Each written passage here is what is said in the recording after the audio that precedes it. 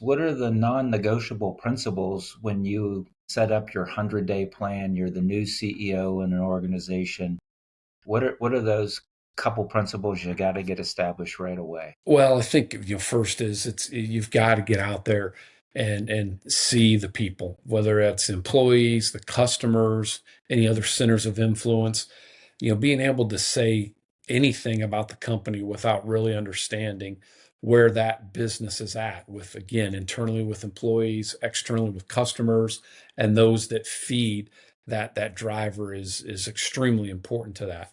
And then next on that, I think, is coming back with the message of what the employees can expect.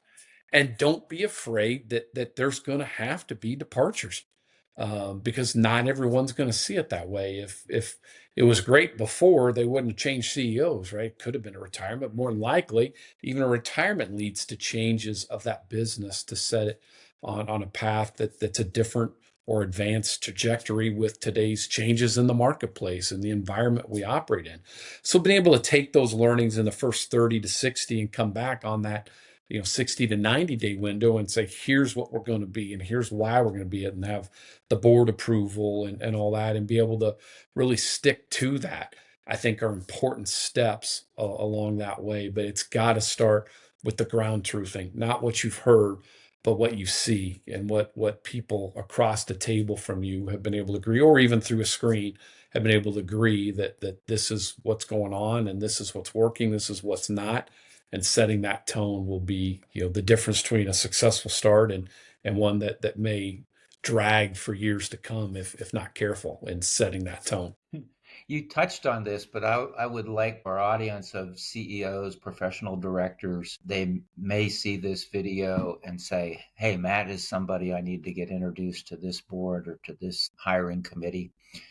So I'm going to come back to this in a different way. But as the CEO, how do you balance that pressure of delivering immediate results, short term results, having a long term investment, set the vision, and then begin to thrive over the next 5 to 10 years? And I know you've done this several times. So I'm not asking the question, I'm asking the question for the audience here. So, Well, you definitely have to look at what the short term needs are, and let those that have been running it continue to make any small adjustments. But it's got to be small, right? I mean, there's nothing you're going to solve in the first 30, even 60 days, more than likely.